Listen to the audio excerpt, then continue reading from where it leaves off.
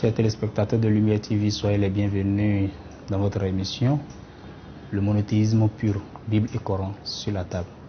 C'est à nouveau le frère Abdul Salam et qui désire nous entretenir ce jour sur l'islam, le message divin transmis selon la parabole de la vigne et du vigneron, tel que ceci est illustré dans la Bible à travers le chapitre 21 de Matthieu, au verset 33 au verset 44. Remercions Allah subhanahu wa ta'ala qui nous a permis de nous rassembler encore une fois pour méditer sur cette série de versets. C'est très important que le salut de Dieu et ses bénédictions soient sur notre vénéré prophète, le prophète Mohammed, sur sa famille, sur ses compagnons, sur tous les messagers véritablement envoyés par Dieu et sur tous ceux qui ont emprunté le chemin de la vérité jusqu'au dernier jour. C'est très important, à des moments donnés, de faire recours à la Bible pour essayer de comprendre l'islam. C'est très important. Alors, je ne voudrais pas aller en profondeur pour ce qui concerne le message divin de l'islam. Nous pouvons revenir après pour expliquer l'islam dans son ensemble. Mais la question ici est de savoir le lien, le rapprochement que l'on pouvait faire bien sûr entre la mission de Jésus-Christ et l'avènement de la révélation divine à travers le prophète Mahomet, Père et salut sur lui, à travers l'islam. La question ici est de savoir, est-ce l'islam est-il tombé du jour au lendemain? Non. Alors Jésus dans son enseignement, il a prêché, tel que Jean-Baptiste même l'a prêché, l'approche du royaume des cieux. En ce temps-là, parut Jean-Baptiste. Il prêchait dans le désert de Judée et il disait, répandez-vous car le royaume des cieux est proche. Dès lors, Jésus commença aussi à prêcher et à dire, répandez-vous car le royaume des cieux est proche. Et dans cet ordre, Jésus a ordonné bien sûr ses disciples à aller de part et d'autre dans Jérusalem, à Galilée, dans l'Israël tout entier, pour informer les gens de ce que le royaume des cieux est proche.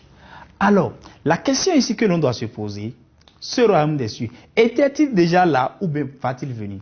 Mais lorsqu'on dit le royaume des cieux est proche, ça veut dire tout simplement, quand Jésus même le dit, la question est claire, c'est-à-dire après Jésus, le royaume des cieux, il serait.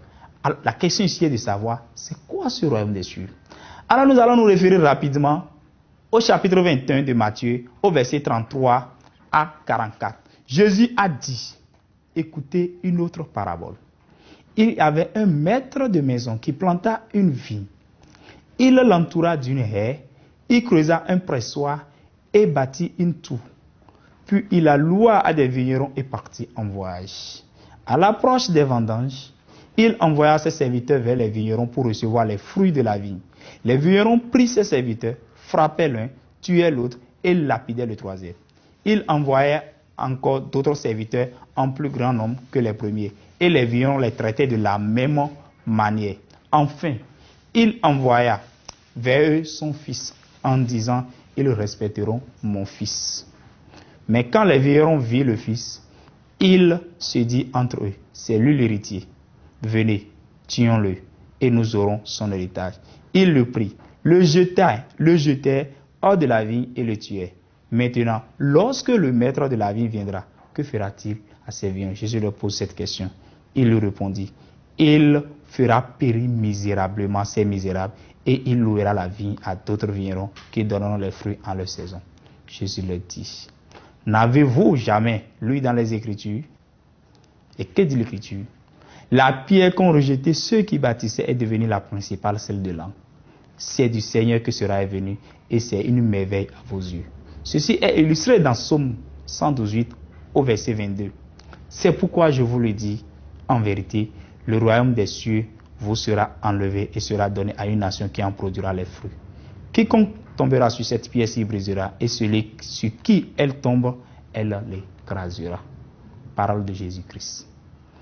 Alors, lorsque nous examinons alors cette série de versets, dans cette parabole, Jésus a montré l'incrédulité des Juifs à travers les prophètes et a annoncé que le message divin leur serait transmis à une autre nation. Oui. Et il appuie sa parabole sur les versets de l'Ancien Testament. Dans cette parabole, le maître de la maison n'est que Dieu. C'est bien sûr Dieu. La maison dont parle Jésus-Christ, c'est le monde. Les vignerons sont ceux qui avaient reçu de Dieu une loi et une écriture. Alors, il fait bien une allusion aux Juifs qui avaient reçu vraiment une loi à travers Moïse et les différentes écritures. Les serviteurs ne sont rien d'autre que les prophètes de Dieu auprès des Juifs.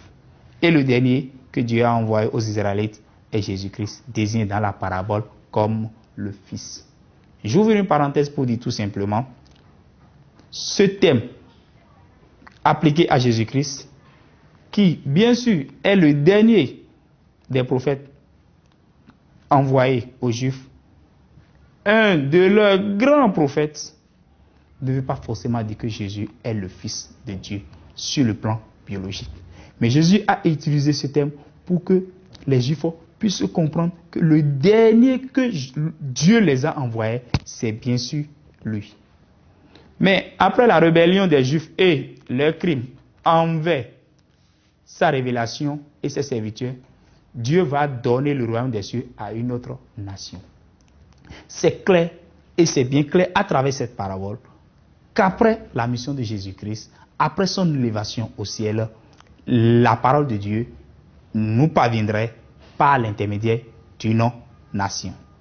Et dans cette parabole, on dit la pierre, on dit une pierre. Cette pierre peut être, bien sûr, rapprochée avec le livre de Daniel à travers les chapitres 2 et chapitre 7, dans sa vision, où Daniel présente cette pierre comme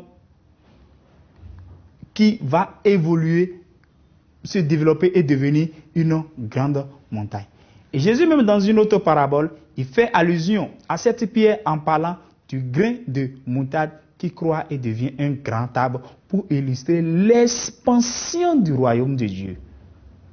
Le texte souligne que la vie, c'est-à-dire la parole de Dieu ou sa loi, seront données à une autre nation. Et Jésus donne les caractéristiques de cette nation. Elle a été rejetée auparavant. Elle deviendra la principale, celle de langue. L'élection de cette pierre proviendrait de Dieu. Cette élection est une merveille aux yeux des Israélites. Quiconque attaquera cette pierre s'y brisera et celui sur qui elle tombera, elle l'écrasera. Elle produira les fruits du royaume de Dieu. Et lorsque je lis l'ensemble de ces caractéristiques, ça me rappelle l'une des chansons de l'Église du christianisme. C'est bien sûr une fausse interprétation qui stipule tout simplement que cette pierre n'est rien d'autre que le Fils. Non. Lorsque l'on médite sur les versets, on constatera bien sûr que le Fils cité dans le texte n'est pas la pierre. Car on dit, après que le Fils soit tué, la vigne sera donnée à une nation qui est symbolisée par la pierre. Après que le Fils soit tué, la vigne sera donnée à une autre nation. Et cette vieille vigne est symbolisée par la. Et cette nation est symbolisée par la pierre. Si tel est le cas, cette pierre ne peut en aucun cas être rapprochée au Fils de l'homme. Par conséquent, toute personne qui s'évertue à interpréter la parabole de la vie et du vigneron comme, en prenant comme Jésus-Christ la pierre dont on parle, cette dernière se trompe. Elle se trompe et on peut alors aller très loin et examiner. Les caractéristiques de la pierre se rapportent bien sûr à une nation et non à un fils. Il est dit en effet, dans le texte, le royaume sera donné à une autre nation. Puis le texte souligne que celui qui tombera sur cette pierre s'y brisera. Ce qui confirme que la pierre est le symbole de la nation précitée.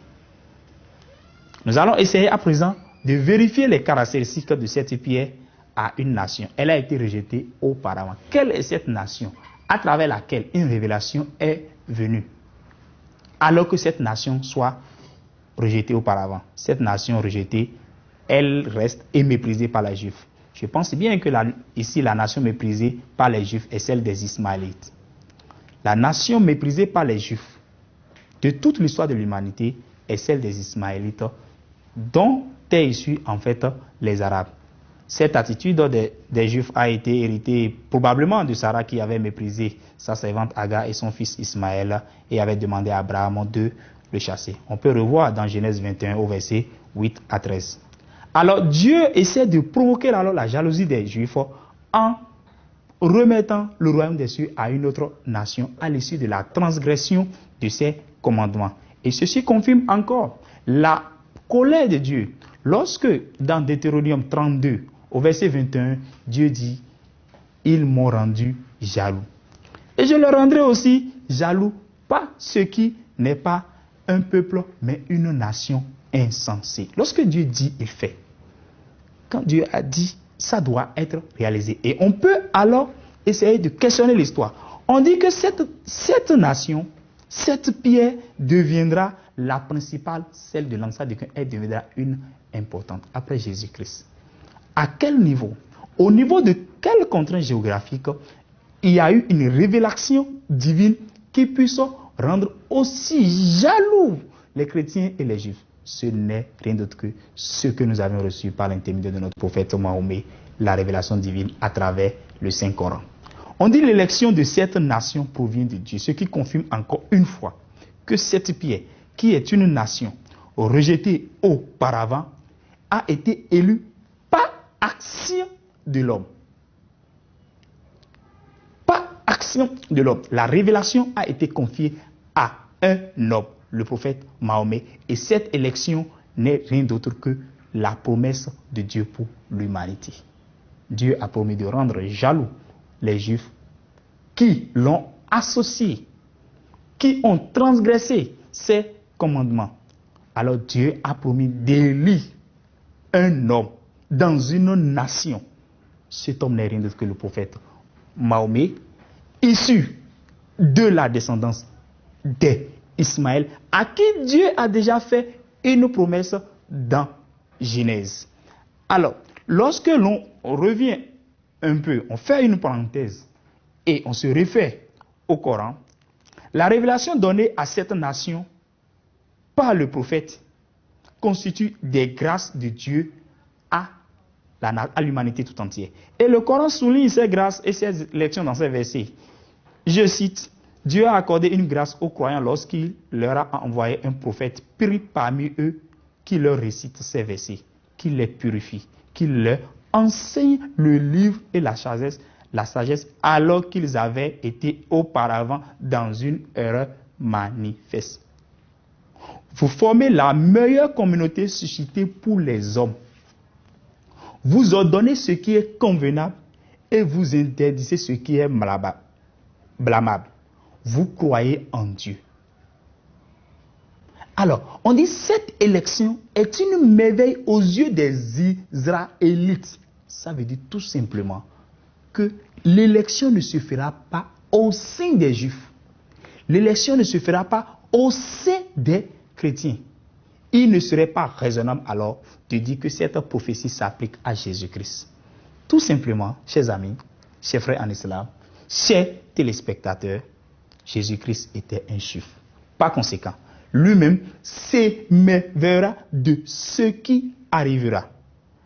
En effet, l'élection de cette nation est une merveille ou un prodige aux yeux des Juifs, surtout pour leurs prophètes. Ceci pour deux raisons. La première consiste dans le fait d'élire une nation méprisée des Juifs, à l'exception bien sûr des Juifs, puisque parmi eux, il y a quand même des gens qui croyaient en fait au message divin. La seconde réside dans les fruits que produira cette nation, bien qu'elle soit insensée, ignorante et aveugle, comme la qualifie la prophétie de Deutéronome 32, où Dieu dit « Je leur rendrai jaloux pas une nation insensée. » C'est très important. Et je rendrai jaloux les Juifs, pas une nation insensée. Dieu a dit, ça doit être réalisé. De toute l'histoire de l'humanité, après le passage de Jésus-Christ, la révélation divine, le message divin, la prophétie divine n'est venue que de l'autre côté de la péninsule arabe. Et Dieu dit, quiconque attaquera cette nation-ci brisera, et celui sur qui elle tombera sera écrasé. Cette nation triomphera sur ses ennemis. Les ennemis qui voulaient l'attaquer. Elle produira les fruits du royaume de Dieu. Toutes ces caractéristiques s'appliquent parfaitement à la nation arabe.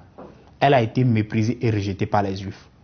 Ensuite, elle est devenue une importante nation grâce à la révélation coranique communiquée au prophète Mohammed. Cette nation à laquelle a été donné le royaume de Dieu, elle a produit des fruits. Son témoignage en témoigne l'histoire de l'humanité. On peut le retenir, les 13 du 7e siècle jusqu'au 18e siècle. En un temps record, nous avions reçu la révélation islamique. L'islam s'est répandu un peu partout dans le monde. Les nations et les peuples qui ont attaqué les musulmans depuis le 14e siècle furent vaincus. Je peux parler des croisés, des Mongols, les Tartares, des Européens, alors que les musulmans se sont fondus sur les divers empires et les ont battus. À l'avènement de l'islam, l'empire romain a disparu, les Perses ont disparu, etc. Ce n'est plus un secret pour personne que après Jésus-Christ, à travers ses enseignements, il y a eu un message divin. Et cette révélation, nous l'avons reçue du dernier des prophètes, qui a été envoyé pour toute l'humanité. Nous pouvons revenir sur le champ géographique de sa mission. Mais toujours est-il que lorsque Dieu annonce quelque chose, ça se réalise. Dieu a dit, à travers Jésus. Jésus dit toujours, il dit, je ne dis rien de moi-même. Je ne dis que ce que le Père qui m'a envoyé me commande de dire. Alors Dieu a dit aux Juifs et aux chrétiens, le royaume des cieux vous sera arraché et sera transmis à une autre nation. De toute l'histoire de l'humanité, la révélation divine ne nous est venue que de la péninsule arabe à travers le prophète Mahomet.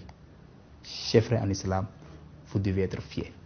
Vous devez être fiers d'être musulmans. Vous devez être fiers d'avoir hérité de ce message divin.